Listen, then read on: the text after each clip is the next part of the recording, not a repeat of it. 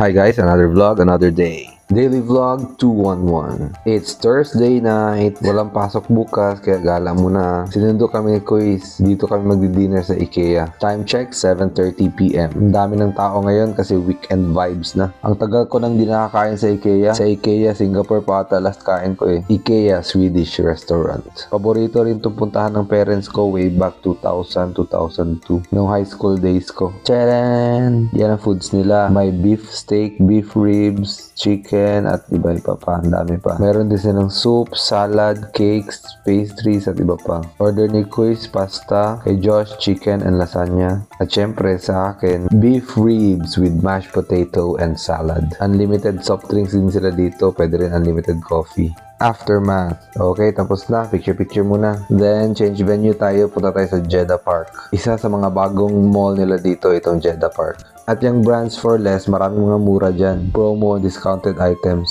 At ito ang labas ng Jeddah Park Mall. Daming tao ngayon kasi Thursday. Ikot-ikot, pasyal-pasyal, lakad. Alright, change venue na naman. Hanap kami ng coffee shop. Puno halos lahat ng coffee shop. Kaya napadpad kami dito sa Hera Mall. Kaso, closed na. So, ito na lang open, Starbucks. Time check pala, 1 AM. Order ko raspberry pistachio cake. Daming masasarap na foods, kaso busog pa. Tamang chill, kwentuhan, tambay. And that's it. Good night.